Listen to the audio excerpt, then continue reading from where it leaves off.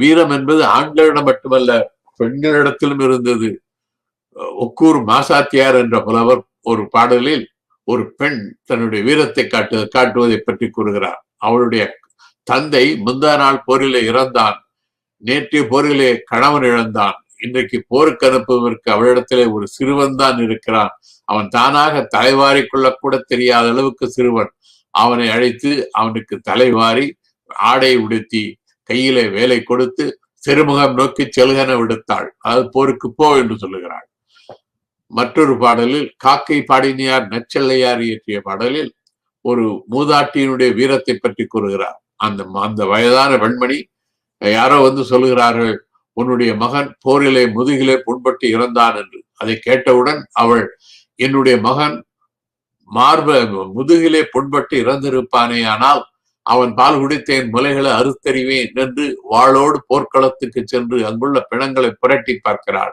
அங்கே தன் மகன் மார்பிலே புண்பட்டு இறந்ததைக் கண்டு பெருமகிழ்ச்சி அடைந்தாள். அவனை பெற்றபொழுது ஏற்பட்ட மகிழ்ச்சியை விட அதிகமாக மகிழ்ச்சி அடைந்தாள்.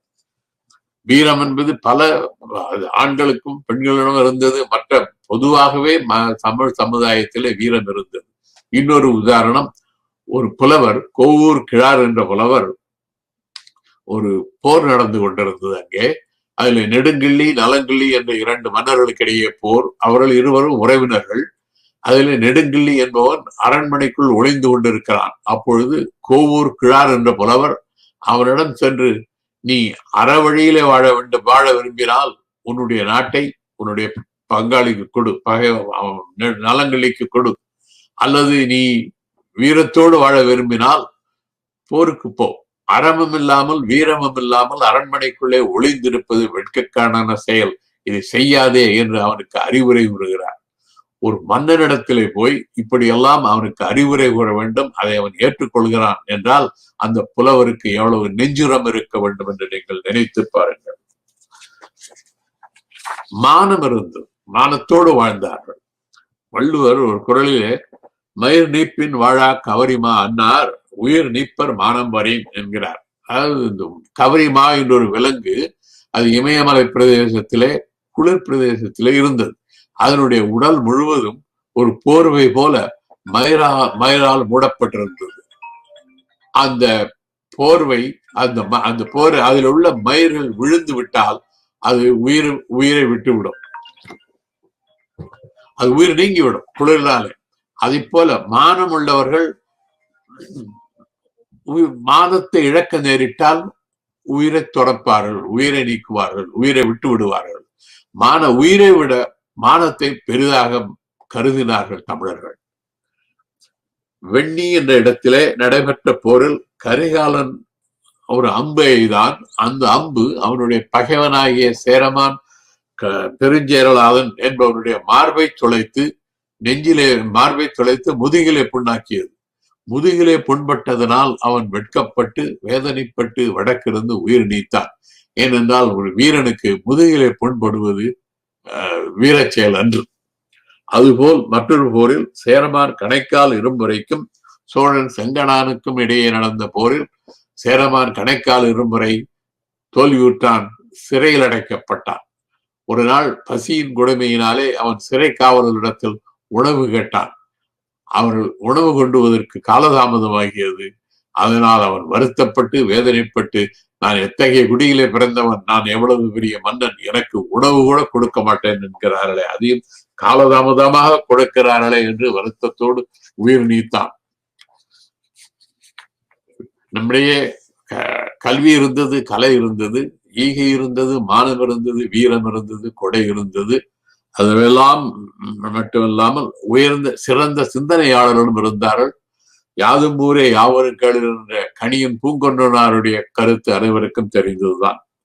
அதுபோல் இன்னொரு மன்னன், கடலுள் மாய்ந்த இளம்பெரு வழுதி என்ற மன்னன் ஒரு சிந்திக்கிறான்.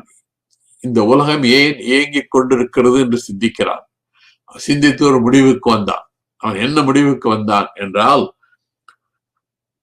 இந்திரனுக்கு உரிய அமிர்தம் கிடைத்தாலும் அது தனியாக உண்ண மாட்டார்கள். அதாவது விருந்தோம்பலில் சிறந்தவர்கள், யாரையும் வெறுக்க மாட்டார்கள், அஞ்ச வேண்டியதற்கு அஞ்சுவார்கள், சோம்பல் இன்றி செயல்படுவார்கள், புகழ் வரும் என்றால் தம் உயிரையே வேண்டுமானாலும் கொடுப்பர். பசி வரும் என்றால் உலகம் முழுவதும் கிடைப்பதனாலும் ஏற்றுக்கொள்ள மாட்டார்கள். மனம் தளர மாட்டார்கள். இத்தகைய சிறப்புடையவர்கள் தமக்காக உழைக்காமல் பிறருக்காக உழைப்பார்கள் என்று அங்குள்ள மக்களை பற்றி சொல்கிறார்.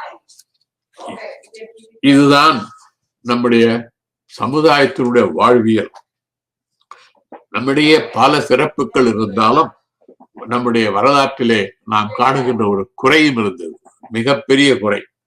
அதாவது என்ன குறை என்றால், தமிழரிடம் இருந்த மிகப்பெரிய குறை, அவர்கள் தமிழால் ஒன்றுபடவில்லை. சேரனுக்கும் சோழனுக்கும் போர், சோழனுக்கும் பாண்டியனுக்கும் போர், பாண்டியனுக்கும் சேரனுக்கும் போர் என்று தமிழ்நாட்டிலே போர் முரசு எப்பொழுதும் ஒலித்துக் கொண்டே இருந்தது. வரலாறு தெரிந்தால்தான் நாம் செய்த தவறுகளை மீண்டும் செய்யாமல் இருக்க முடியும். எனவே நாம் நம்மிடத்திலே இருந்த சிறப்புகளை எல்லாம், விழுமியங்கள் எல்லாம் தெரிந்து கொண்டாலும் நாம் நம்முடைய முன்னோர்கள் செய்த மிக பெரும் தவறு ஒற்றுமை இல்லாமல் வாழ்ந்ததுதான். இதையும் நாம் உணர வேண்டும். முடிவாக, கல்வி, கலைகள், வீரம், மானம், தன்மானம், ஈகை, கொடை ஆகியவற்றை தம் விழுமியங்களாக கொண்டு மனித நேயத்தோடு, சாதியும் மதமும் இல்லாமல் பகுத்தறிவோடு நம்முடைய முன்னோர்கள் சிறந்து விளங்கினார்கள். சங்ககால தமிழர்களையும் அவருடைய வாழ்வியலையும் வரலாற்றையும் தெரிந்து கொள்ள வேண்டுமானால் சங்க இலக்கியத்தை படிக்க வேண்டும், பரப்ப வேண்டும், பாதுகாக்க வேண்டும். நம்முடைய முன்னோர்களின் விழுமியங்களை புரிந்து கொண்டு அவற்றை பின்பற்றி நாம் வாழ வேண்டும். அவர்கள் செய்த தவறுகளை நாமும் செய்யாமல் இருக்க வேண்டும். சங்க காலத்தில் ஒற்றுமை இல்லாமல் இருந்தது போல் இன்றும் நம்மிடையே ஒற்றுமை இல்லை. சங்ககால தமிழரிடத்திலே ஒற்றுமை இல்லாமல் இருந்ததற்கு காரணம் மன்னர்களிடையே இருந்த பொறாமையும் பகைமையும் தான். இன்று நம்மிடையே ஒற்றுமை இல்லாமல் இருப்பதற்கு காரணம் சாதி, மதம், அரசியல் கட்சிகள் ஆகியவைதான். ஆகவே நம்மிடையே ஒற்றுமை இல்லாவிட்டால் காலப்போக்கிலே நாம் நம்முடைய மொழி, பண்பாடு ஆகியவற்றை இழந்து விடுவோம் என்பதை நினைவில் கொள்ள வேண்டும். நாம் தமிழால் ஒன்றுபட வேண்டும். யாதும் ஊரே யாவரும் கேளீர் என்பதை நினைவில் கொள்ள வேண்டும். நாம் உலகத் தமிழர்கள் இடம் மாறினாலும் தடம் மாறாமல் மொழியால் ஒன்றுபட்டு வாழ வேண்டும் என்று கூறி இந்த நல்ல வாய்ப்புக்கு நன்றி கூறி அமைகிறேன். வணக்கம்.